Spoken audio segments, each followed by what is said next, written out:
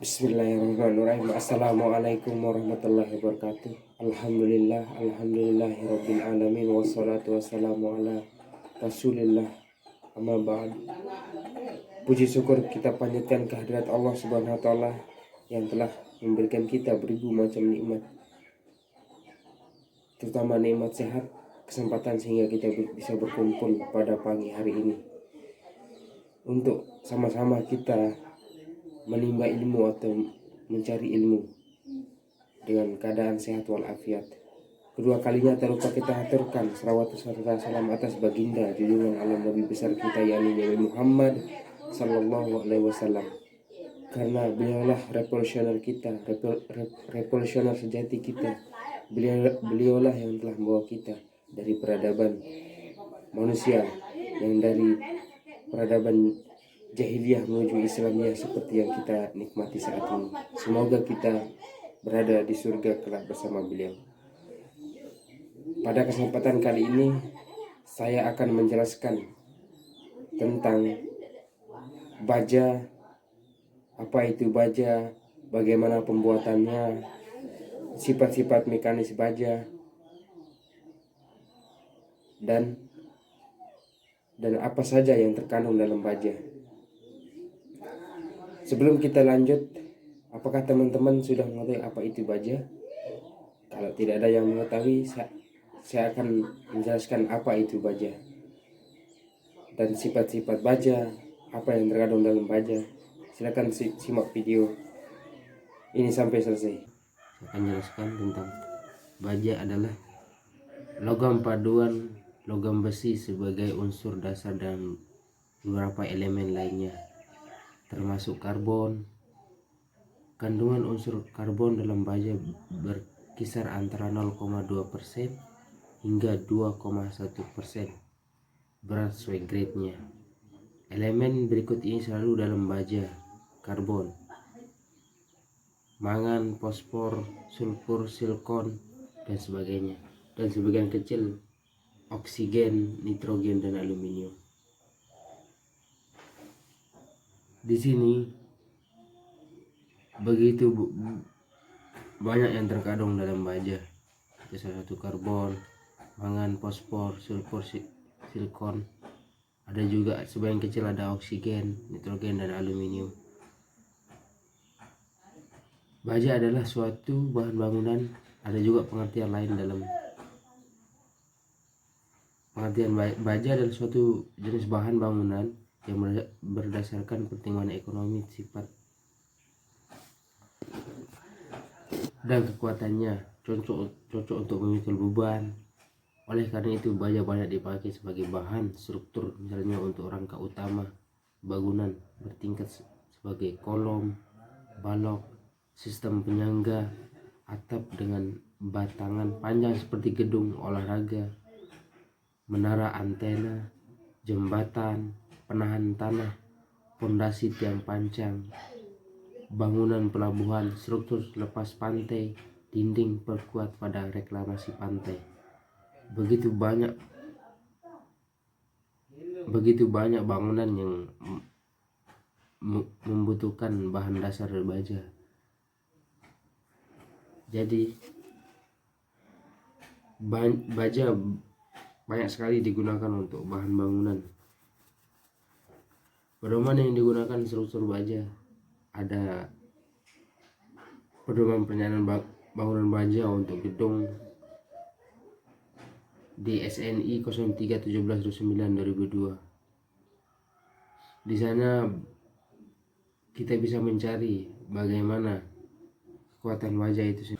Selanjutnya kita akan masuk ke pengaplikasian baja untuk bahan bangunan. Di sini pengaplikasian baja dalam bahan bangunan sangat banyak digunakan.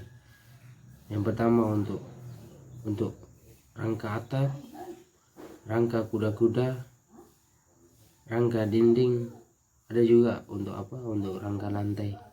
Begitu banyak dari setiap elemen-elemen yang berada di struktur bawah dan struktur atas dalam suatu bangunan itu sangat bisa menggunakan baja. Jadi bisa dikatakan baja adalah multifungsi yang semua dalam bahan bangunan. Ada juga bangunan-bangunan yang ada di bandara, di pelabuhan, itu semua berbahan dasar baja. Jadi di sini baja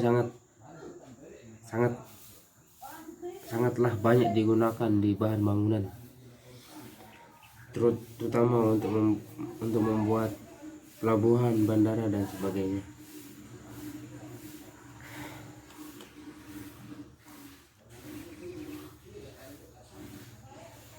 Baiklah, kita masuk ke cara pembuatan atau asal usul baja. Baja dibuat dengan bahan utama PI, biji besi atau besi tua. Di sini biji besi dan besi tua, dan bahan campuran terdiri dari Si, Mn, C, P, dan S serta O untuk pembakarannya, yang diolah dalam tungku temperatur tinggi, semen mati. Sebab itu dinamakan sesuai dengan nama penemunya. Tempat atau dapur yang digunakan untuk proses ini memiliki sebuah tengku yang dilengkapi dengan ruang hawa. Dalam sebuah tengku tersebut mampu menampung sebanyak 30 ton bahkan 50 ton sekaligus. Umumnya baja yang digunakan teknik ini berasal dari besi kasar atau bahan besi tua. Apabila bahan besi yang dipakai mengandung fosfor, maka lapisannya bersifat biasa.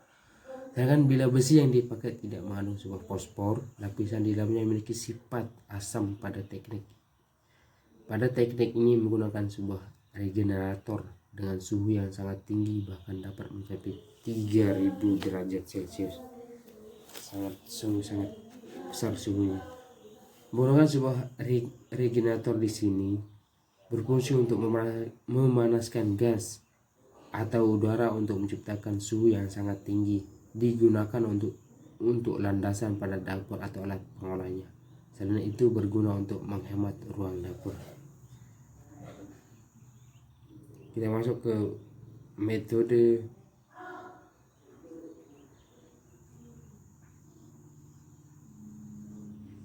Basimir. Untuk cara membuat baja dengan cara Basimir umumnya memiliki cara atau teknik yang hampir sama dengan BOV. Hanya saja teknik ini dapat menggunakan oksigen murni melainkan memakai uap air. Teknik ini merupakan teknik yang paling umum dan sangat sering untuk diterapkan, baik digunakan dalam industri menengah bahkan pada industri yang berskala besar.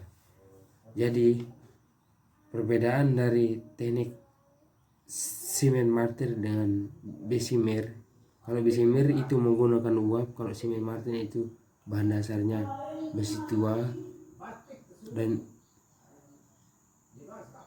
dan suhunya sampai 3000 derajat Celcius. Selanjutnya kita masuk ke teknik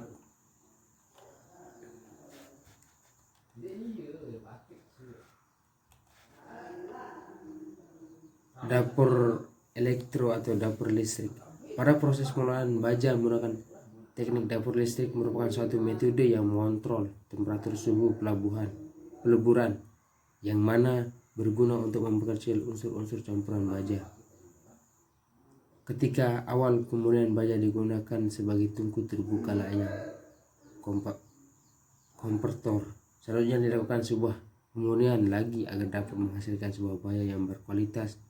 Umumnya pada dapur listrik terbagi menjadi dua jenis, yakni unsur busur nyala dan induksi frekuensi tinggi.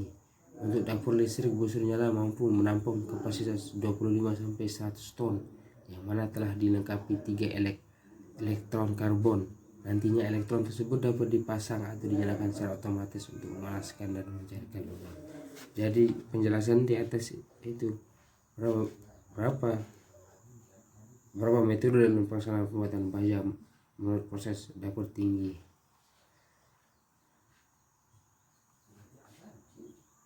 Keuntungan baja sebagai bahan bangunan. yaitu mempunyai kekuatan yang cukup tinggi dan merata. Kekuatan terhadap tarik dan tekan tidak banyak berbeda. Struktur baja dari baja pada umumnya mempunyai ukuran tampang yang relatif kecil dibandingkan dengan struktur dari bahan lain. Struktur baja cukup ringan sekalipun berat jenis baja tinggi. Pemakaian pondasi lebih hemat, mutu dapat dipertanggungjawabkan, bersifat mudah atau dibongkar pasang. Pengangkutan elemen struktur mudah dikerjakan. Untuk keuntungan baja, selain ada keuntungan ada juga kerugian atau kekurangan dalam pemakaian baja untuk struktur bangunan. Untuk bahan bangunan, yang pertama memerlukan pemeliharaan secara berkala, membutuhkan pembiayaan tidak sedikit. Selain pengerjaannya sangat cepat, kelemahannya juga memerlukan pemeliharaan secara berkala dan membutuhkan biaya yang sangat sedikit. Bahaya tekuk mudah terjadi. Kekuatan baja dipengaruhi oleh temperatur yang tinggi dan kekuatannya berkurang. Jadi itu kekurangan baja sebagai bahan bangunan. Di sini ada juga macam-macam baja. Yang pertama baja plat, baja profil, baja beton, baja karbon. Baja plat adalah yaitu baja berupa plat, baik plat lebaran maupun plat strip dengan tebal antara 3 mm sampai dengan 60 mm. Permukaan baja plat ada yang polos dan ada juga yang bermotif dalam berbagai bentuk motif. Yang kedua, baja profil. Baja profil yaitu baja yang berupa batangan atau lonjoran dengan perampang profil dengan berbentuk tertentu dengan panjang pada umumnya 6 meter. Baja ini dibentuk khusus dan lebih banyak digunakan untuk pekerjaan struktur baja. Baja profil sering digunakan untuk pekerjaan struktur baja karena lebih tebal dari baja plat. Baja beton. Baja beton yaitu baja yang digunakan untuk penulangan pembesian beton untuk konstruksi beton, pada umumnya berbentuk batangan atau lonjoran dan berbagai macam ukuran diameter dan memiliki panjang 12 meter. Baja karbon adalah material logam yang berbentuk dari unsur utama Pe dan unsur kedua yang berpengaruh pada sifatnya adalah karbon, sedangkan unsur yang lain berpengaruh pada presentasinya. Baja karbon berdasarkan prosentase kadar karbonnya dikelompokkan menjadi 3 macam, yaitu baja karbon rendah, baja karbon menengah, dan baja karbon tinggi. Di sini dalam baja karbon dikelompokkan menjadi 3 macam, yaitu baja karbon rendah, baja karbon menengah, dan baja karbon tinggi.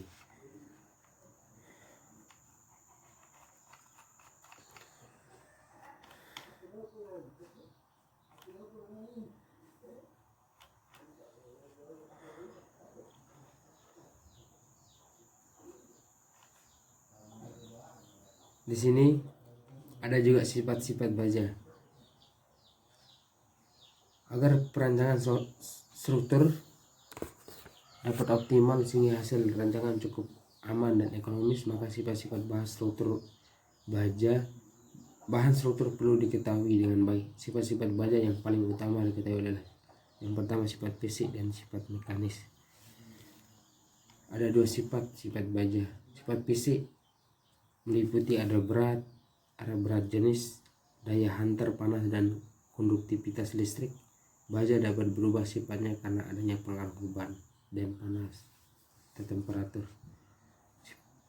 Sifat mekanik.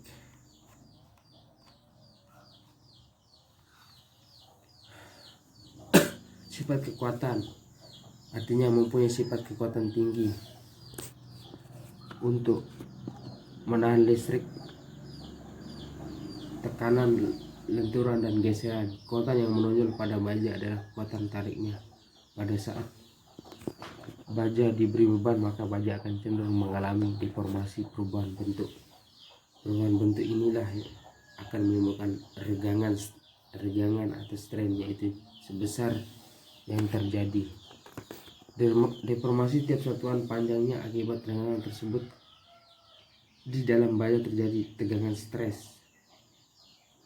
Pada waktu baja diberi bahan, maka terjadi regangan. Pada waktu terjadi regangan awal di mana baja belum siap sampai berubah bentuknya, dan bila beban yang menyebabkan regangan dilepas, maka baja akan kembali bentuk semula. Regangan ini disebut regangan elastisitas karena sifat bahan masih elastis. Perbandingan antara tegangan dan regangan dalam keadaan elastis disebut dengan modulus elastisitas atau modulus Young. Ada 3 jenis tegangan yang terjadi pada baja, yaitu tegangan di mana baja masih dalam keadaan elastis, tegangan leleh di mana baja mulai rusak atau leleh telah lelah, tegangan plastis dengan tegangan maksimum baja di mana baja mencapai kekuatan maksimum. Di sini sifat elastis artinya sampai batas tertentu bahan baja mengalami pembebanan dan akibat pembebanan tersebut mengalami perubahan bentuk.